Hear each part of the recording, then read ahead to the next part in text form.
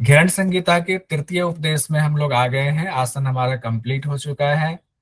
तृतीय उपदेश मुद्रा कथन प्रकरण है, यानी कि मुद्रा की चर्चा इसमें है। महर्षि घिरण अपने शिष्य चंडकपाली को मुद्रा के बारे में बता रहे हैं। तो मुद्रा कितनी है, कौन कौन सी मुद्रा करनी चाहिए, इसकी विशेषता क्या है, इसकी चर्चा तृतीय उपदेश में की गई है। अब जो तृतीय उपदेश में मुद्रा की चर्चा की गई है, उसमें कहा गया है, हिरण संहिता में 25 मुद्रा की चर्चा की गई है। अब देखिए, 25 मुद्रा शब्द है, 25 मुद्रा। और जब आप 25 मुद्रा का नाम पढ़ेंगे तो उसमें 16 मुद्रा, 4 बंध और 5 धारणा की चर्चा है। यानी कि मुद्रा में 16 मुद्रा तो निहित है ही, 4 बंध और 5 धारणा भी उसमें निहित है। यानी कि बंध और धारणा को भी मुद्रा के अंतर्गत लिया गया है, मुद्रा कहा गया है। तो अगर अलग अलग आपको एग्जाम में कहीं आए या आपको इंटरव्यू में कहीं पूछे, तो आप अलग अलग कह सकते हैं। घेरन संहिता में 25 मुद्रा मुद्रा प्रकरण में जरूर है, सूत्र में साफ साफ, श्लोक में साफ साफ लिखा हुआ है 25 मुद्रा की बात। लेकिन अगर उसको अलग करके देखें तो 16 मुद्रा, 4 बंध और 5 धारणा की बात है। तो अगर इसको समाहित रूप से एक साथ कहें तो बंध और धारणा को भी मुद्रा की श्रेणी में ही रखा गया है। अब एक बार हम लोग पहले श्लोक पर आते हैं, फिर देखेंगे कौन कौन से मुद्रा, बंध और पंचधारणा है। इसमें कहते हैं घेरंड उवाच, यानी घेरंड ऋषि बोल रहे हैं, घेरंड ऋषि ज्ञान दे रहे हैं अपने शिष्य चंड कपाली को। कह रहे हैं कि महामुद्रा नभो मुद्रा उड्डयनम जलंधरम, मूलबंधो महाबंधो महाबेधश्च खेचरी, विपरीत करी योनिर्वज्रोली, वज्रोणी शक्ति चालिनी, ताड़ागी मांडुकी मुद्रा, शांभवी पंचधारणा, अश्विनी पाशुनी काकी मातंगी च भुजंगिनी, पंचविंशत विंशति मुद्राश्च सिद्धिदा इह योगिना। यानी कि पंचविंशति 25 जो ये मुद्राएं हैं। अब देखिए, अगर यहाँ अलग अलग उन्होंने कहा होता ये 25 इसमें से मुद्रा, बंध और पंचधारणा है, तो नहीं, लास्ट में उन्होंने पंचविंशति मुद्राश्च सीधा बोल दिया है। यानी कि ये 25 के 25 चाहे मुद्रा, बंध और पंचधारणा है, ये सब के सब मुद्रा की श्रेणी में ही आएंगे। तो पंचविंशति, ये 25 जो मुद्रा है, सिद्धिदा इह योगी नाम, ये योगियों को सिद्धि देने वाली है। अब एक बार फिर से देखते हैं कि 25 को नाम उन्होंने कहे हैं, सिक्वेंस यही है कि महामुद्रा, नभो मुद्रा, उड्डयन बंध, जालंधर बंध, मूल बंध, महाबंध। हमने कलर अलग इसमें चेंज कर दिया है। 5 धारणा का कलर हमने रेड में कर दिया है, जो आपके 16 मुद्रा है उसको हमने ग्रीन में कर दिया है, और ये हमने अलग कलर में 3 4 5 6 नंबर जो बंद है उस चारों बंद को एक साथ किया है। अब इसमें भी सीक्वेंस देखिए, उड्डयन बंद उन्होंने पहले दिया है, फिर पीठ के बाद सीधे गले के पास जालंधर बंद आ गए, फिर मूल बंद आ गए, और फिर महाबंद में आए। और सबसे पहला है महामुद्रा। तो इसको याद रखने के लिए कि पहला मुद्रा कौन सा है, महामुद्रा है, तो उसको हम ऐसे याद रख सकते हैं कि ये मुद्रा कथन है, मुद्रा प्रकरण है। ये चैप्टर हमारा मुद्रा का है। तो मुद्रा में महामुद्रा पहले आएगा। ये नहीं कि कई बार महाबंद और महामुद्रा में कंफ्यूजन ना हो, तो महामुद्रा हमारा पहले है। उसके बाद नभो मुद्रा है, फिर उड्डयन बंद, जालंधर बंद, मूल बंद, महाबंद है। उसके बाद महावेद, खेचरी, विपरीत करी, विपरीत करनी को विपरीत करी भी कहते हैं, योनि मुद्रा, वज्रोली मुद्रा, शक्ति चालिनी, ताड़ागी, मांडुकी, शांभवी, और उसके बाद फिर पंचधारणा है। पांचों धारणा को भी यहाँ पर मुद्रा की श्रेणी में रखा गया है, जबकि पंचधारणा को कई जगहों पर जैसे अलग से अगर कराते हैं तो इसको ध्यान की श्रेणी में या धारणा की श्रेणी में अलग से रखते हैं। यहाँ धारणा को भी मुद्रा की श्रेणी में रखा गया है। तो ये 5 चक्र की बेसिकली बात हो रही है, जब हम लोग पढ़ेंगे तो उस समय पता चल जाएगा। पार्थवी है, आम्भसी है, आग्नेयी है, वायवी है और आकाशी है। ये 5 तत्व है, पांचों तत्व के नाम है। उस 5 तत्व के हिसाब से 5 चक्र हमारे हैं, उसकी धारणा की बात हो रही है। उसके बाद है अश्विनी मुद्रा, पाशुनी मुद्रा, काकी मुद्रा, मातंगिनी, भुजंगिनी। अगले श्लोक में कहते हैं मुद्राणाम पटलम देवी कथितम तव सन्निधौ येन विज्ञात मात्रेण सर्व सिद्धि प्रजायते गोपनीय प्रयत्नेन ना देयं यस्य कस्यचित् प्रीतिदं योगिनां चैव दुर्लभं मरुतामपि। अब यहाँ जो ये आपका श्लोक आया हुआ है, यहाँ इसका तात्पर्य ये है, महर्षि घेरन अपने शिष्य चंड कपाली से कह रहे हैं कि चूंकि मुद्राओं का ज्ञान या हठयोग का पूरा ज्ञान भगवान शिव का दिया हुआ है, तो भगवान शिव ने माँ पार्वती से ये बात कही थी, मुद्रा का ज्ञान भगवान शिव ने माता पार्वती को दिया था, उनको बताया था।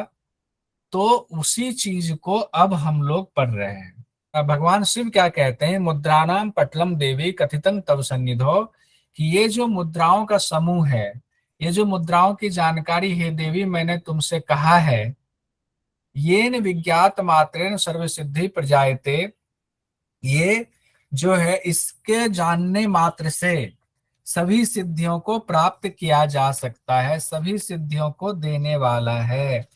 मतलब इनको जान लेने के बाद अगर आप सभी मुद्राओं को जान लेते हैं मतलब कि अगर आपने इसको जान करके अभ्यास कर लिया, सिर्फ पढ़ लेने से नहीं होगा।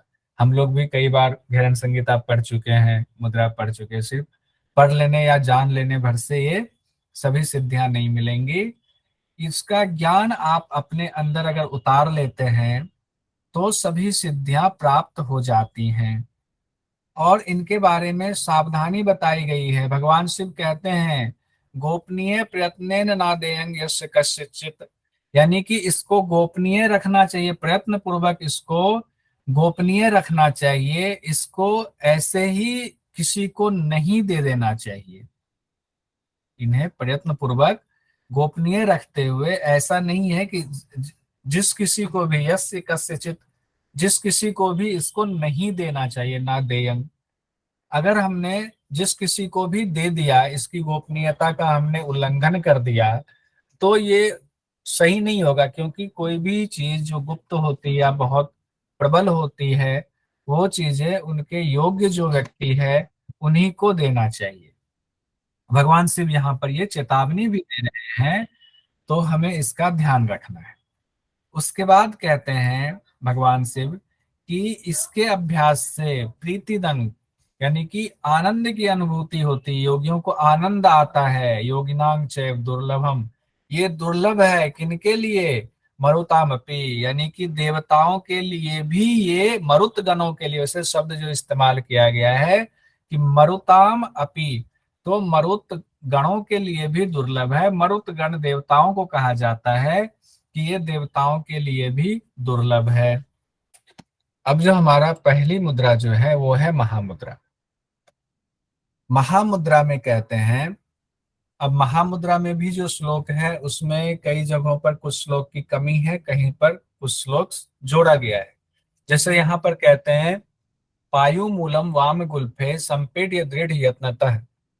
पायु मूल मतलब गुदा द्वार जो है उसके मूल में, वाम गुल्फे उसके मूल में बाएं गुल्फ से उसको दबाना है, दृढ़ यत्न तक प्रयत्न पूर्वक बाएं एड़ी से पायु मूल को दबाना है। पायु मूल होता है गुदाद्वार, गुदाद्वार को दबाना है।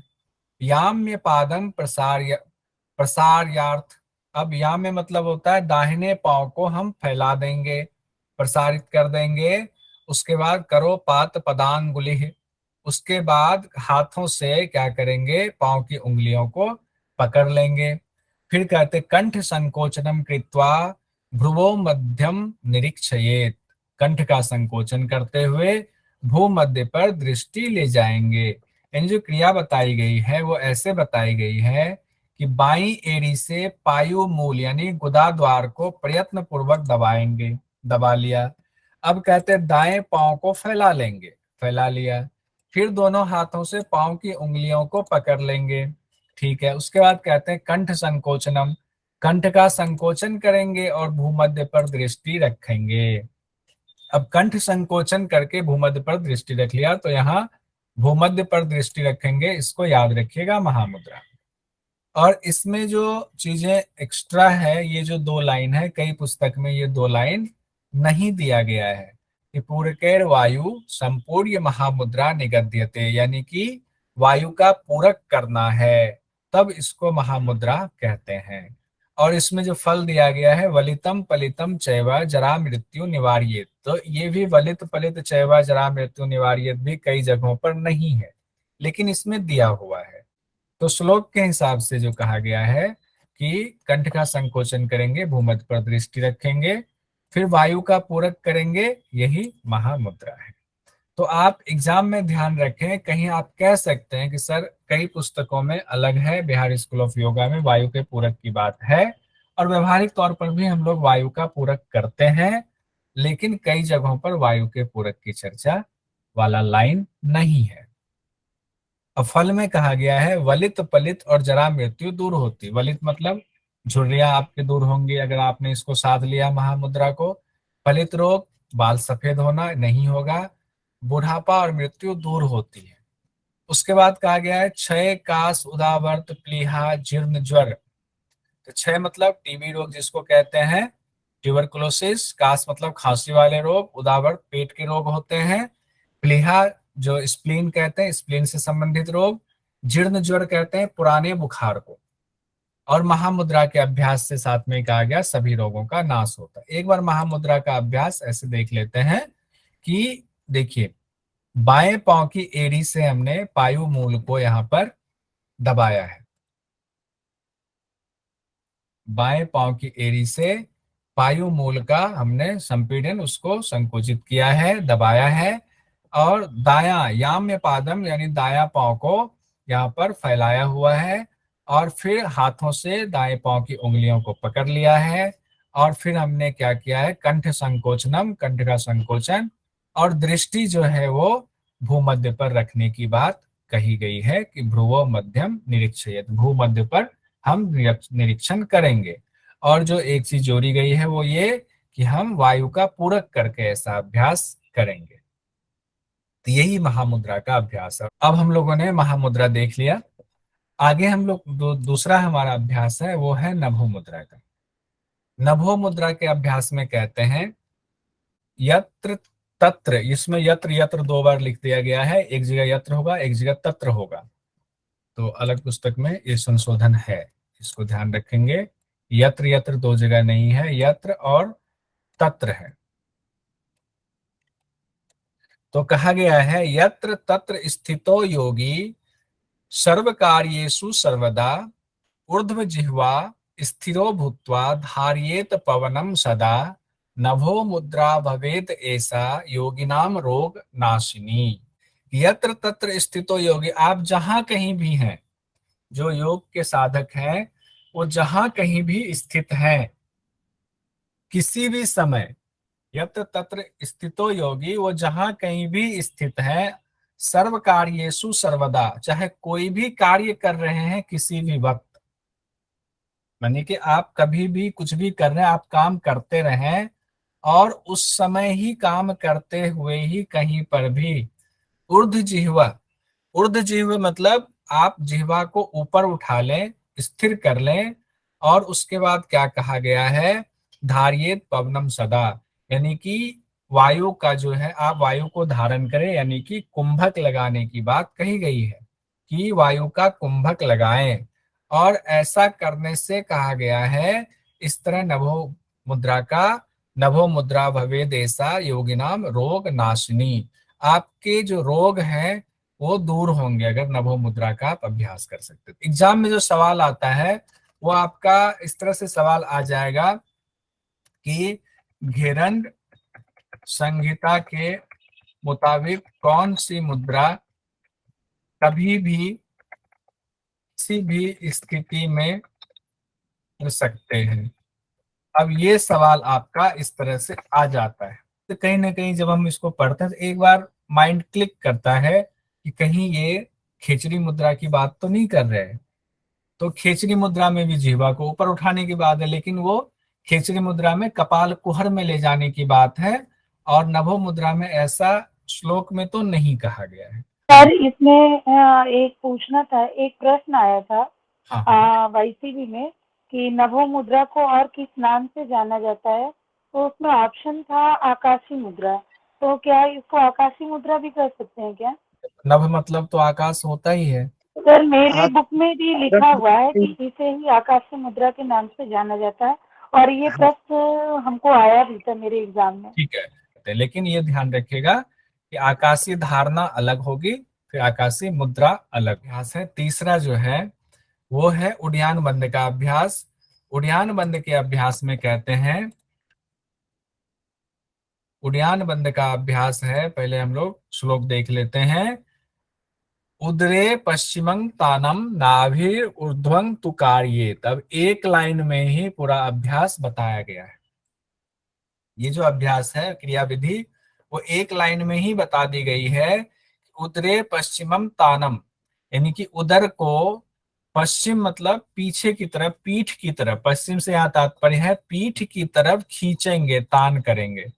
और नाभि को ऊपर की तरफ, ऊर्ध्व नाभि को ऊपर उठाने की कोशिश करेंगे, यानी कि नाभि को ऊपर उठाते हुए पीछे की तरफ ले जाएंगे। ठीक है, इसमें कहा गया है कि नाभि को ऊपर उठाते हुए पेट को पीछे की तरफ यानी रीढ़ की हड्डी पीठ की तरफ ले जाएंगे।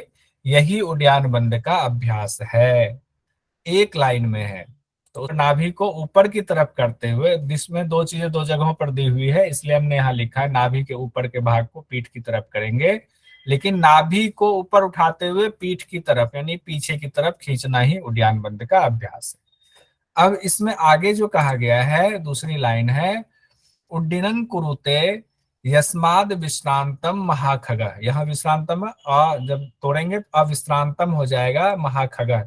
यहाँ महाखगः प्राण को कहा गया है। तो कहते हैं कि उड्डयन बंद के अभ्यास करने से क्या होता है कि महाखग जो है वो एक तरह से प्राण जैसे, महाखग यानी खग जैसे ही उड़ता है, तो ये भी उड़ता है, प्राण भी उड़ता है। कैसे? अविश्रांत शब्द यहाँ आता है, तो अविश्रांत से यहाँ तात्पर्य होगा निरंतर ऊपर की तरफ उठता है। उड़ना मतलब कहाँ उड़ना होगा, यहाँ सुषुम्ना की बात हो रही है कि उड्डयन बंद के अभ्यास करने से महाखग निरंतर ऊपर उठता है, इसका अर्थ ये है। उसके बाद कहते हैं उड्डयनम त्वसो बंधो मृत्यु मातंग केसरी। इससे संबंधित सवाल आता है, मृत्यु मातंग केसरी वाला, इसको नोट कर लीजिएगा।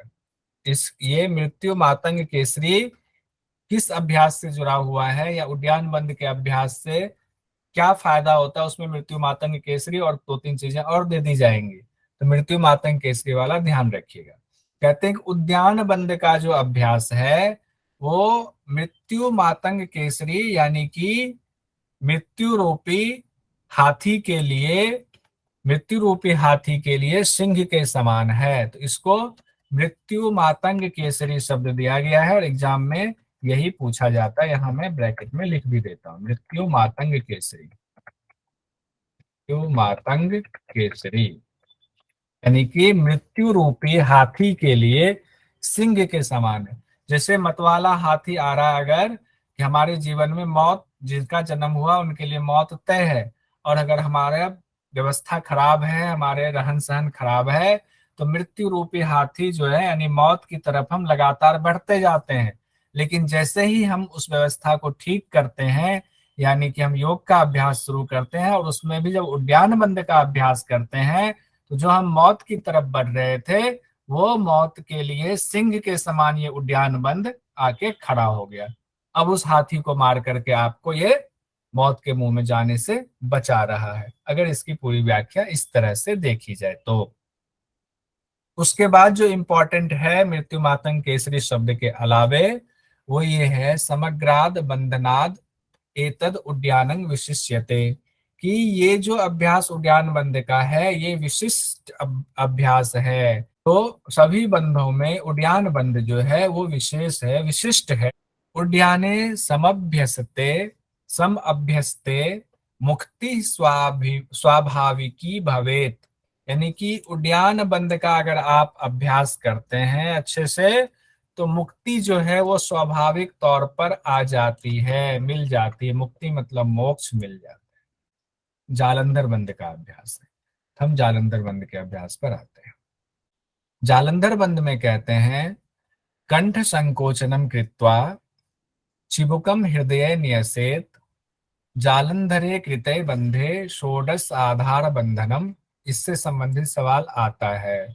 किस बंध के अभ्यास से घिरण संहिता के मुताबिक 16 आधारों का बंधन होता है? तो ये ध्यान रखिएगा। जालंधर महामुद्रा मृत्योश्च क्षयकारिणी सिद्धो जालंधरो बंधो योगिनाम सिद्धिदायकः सनमास अभ्यसेद्यो ही स सिद्धो नात्र संशय। कंठ का संकोचन करके चिबुक यानी ठोड़ी को हृदय प्रदेश पर लगाएं कि 16 आधार का बंधन हो जाता है। ये जो जालंधर बंध का अभ्यास करते हैं ये मृत्यु को भी जीत लेता है। उसके बाद कहते हैं जालंधर बंध के अभ्यास करने से, इसके सिद्ध हो जाने पर योगियों को ढेर सारी सिद्धियां मिलती हैं। जब इसको हम साध लेते हैं तो इससे योगियों को सिद्धि मिलती है। और जो इम्पोर्टेंट है, कितना समय लगता है जालंधर बंध में सिद्धि मिलने के बारे में घिरण संहिता में बताया गया है। तो कहते हैं 6 महीने के अभ्यास से, अगर आप लगातार अच्छे से 6 महीने तक अभ्यास करें तो आपको 6 महीने में जालंधर बंध की सिद्धि मिल जाती है। तो एग्जाम की दृष्टि से 16 आधार वाला बहुत इंपॉर्टेंट है, उसको याद रखेंगे। और 6 महीने का अभ्यास वाला, ये 2 पॉइंट इसमें एग्जाम की दृष्टि से बहुत इंपॉर्टेंट है, इसको यहाँ नोट कर देते हैं। एग्जाम पॉइंट ऑफ व्यू से आपका एक तो 16 आधार वाला हो गया और दूसरा आपका हो गया 6 महीने में सिद्धि।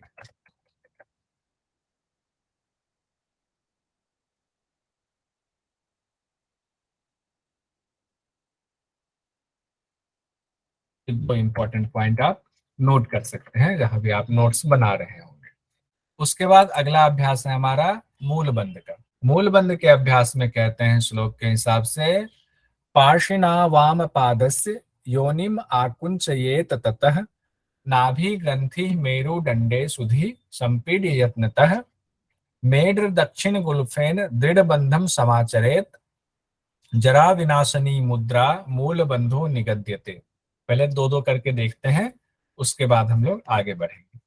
इसमें कहते हैं बाई एड़ी से हमने योनि स्थान को दबाया, फिर नाभि ग्रंथि को यानी कि पेट की जो नाभि ग्रंथि है उसको मेरुदंड से हमने लगा दिया पीछे की तरफ। और उसके बाद कहा गया देरी दाई एड़ी से, राइट वाली एड़ी से लिंग के ऊपर दृढ़ता पूर्वक हमने दबाया। तो इसमें एक तरह से अभ्यास ऐसा किसमें बताया गया था, कोई बता सकते हैं? सिद्धासन। सिद्धासन में। बहुत सुंदर। सिद्धासन। सिर्फ सिद्धासन में नाभि ग्रंथि को मेरुदंड से लगाने की चर्चा नहीं थी। तो एक तरह से सिद्धासन वाला अभ्यास यहाँ बताया गया। तो एक तरह से सिद्धासन लगाया, बस उसमें हमें ये बता रहे हैं कि नाभि ग्रंथि को मेरुदंड से लगाना है। अब इसमें जो और सावधानी बताई गई, फल बताए गए हैं, गुप्त रूप से इसका अभ्यास करें, सावधानी में बताया गया है।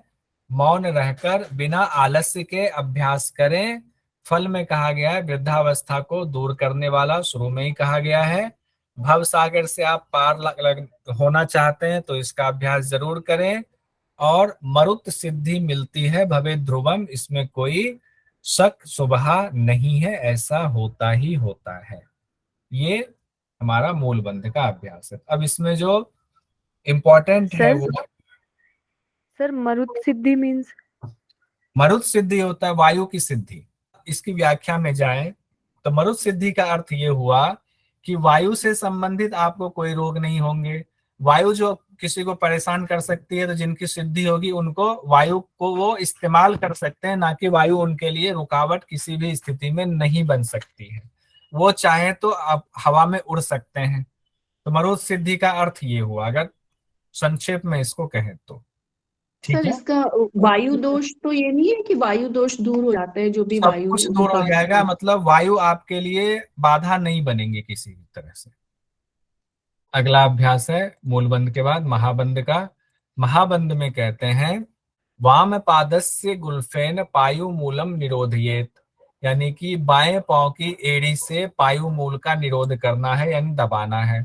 दक्ष पादेन तद गुल्फम संपीड यत्नतः सुधि। अब दाहिने पांव को दक्ष पादेन तद गुल्फम, अब दाहिने पांव को बाएं गुल्फ के ऊपर, बाएं एड़ी के ऊपर रख दें, उससे दबाएं। यत्नतः सुधि, यानी कि जो विद्वान साधक हैं, सुधी साधक हैं, वो पहले बाएं पांव की एड़ी से पायु मूल को निरोध करें, दबाएं, उसके बाद दाहिने पांव को उस गुल्फ के ऊपर रख दें, संपीड्य कर दे, प्रयत्न पूर्वक रख दें। उसके बाद आगे कहते हैं कि शनै शनै चालियेत पार्षणी योनिम आकुंचयेत क्षणे जालंधरे धारियेत प्राण महाबंधो निगद्यते महाबंध परो बंधो जरा मरण नाशनः प्रसादादस्य बंधस्य साधयेत सर्व वांछितम। बाएं पांव की एड़ी से गुदाद्वार को दबाना है, दाएं पांव की एड़ी से बाएं पांव की एड़ी को दबाना है, उसके ऊपर रख देंगे। फिर धीरे धीरे गुह्य प्रदेश का चालन करेंगे, जो यहाँ पर अगला आ गया है कि शनै शनै चालियेत, धीरे धीरे चालन करेंगे। उसके बाद का योनिम आकुंचियेत शनै, योनि का आकुंचन भी करेंगे। धीरे धीरे गुह्य प्रदेश का चालन करेंगे, फिर योनि को संकोचित कर लेंगे। अब दो चीजें आ गई हैं, गुह्य प्रदेश का भी चालन करना है, फिर योनि को भी संकोचित करना है। तो पहले तो चालन करने की बात कही गई है, यानी कि आपका गुह्य प्रदेश से यहाँ तात्पर्य है पायु और उपस्थ के बीच का जो पूरा स्थान होता है उसको गुह्य प्रदेश हम कहते हैं। और योनि का आकुंचन उसके बाद कि आप आकुंच संकोचित करके रखना, ये संकुचित हुआ। गुह्य प्रदेश का चालन मतलब आप छोड़ रहे हैं, एक तरह से अश्विनी मुद्रा में। अश्विनी मुद्रा में तो सिर्फ जो है पायु की चर्चा होती है, लेकिन इसमें पूरा एरिया कह रहे हैं। पूरे एरिया का पहले चालन कर लेंगे, उसके बाद फिर योनि को संकुचित कर लेंगे, संकोचित कर लेंगे। उसके बाद कहते हैं जालंधरे धरेत प्राणम महाबंधो निगद्यते, कि जालंधर बंध द्वारा प्राण वायु को फिर धारण करेंगे। अब यहाँ पर कई चीजें एक साथ आ रही हैं, तो जालंधर बंध द्वारा प्राण वायु को धारण करने की भी बात आ रही है। अब फल में कहते हैं, एक बार इसको फिर से देखेंगे, महाबंध परो बंधो जरा मरणम नाशनम, परो बंधो कहा गया है, ये सभी बंधों में श्रेष्ठ है, ये भी कहा गया है, और जरा मरण का नाश करता है, ये भी कहा गया है। प्रसादादस्य बंधस्य साध्येत सर्ववांछितम, कि ये सभी इच्छाओं को पूर्ण करती है ये अभ्यास, आपका महाबंध का अभ्यास। ये महाबंध सभी बंधों में श्रेष्ठ, बिल्कुल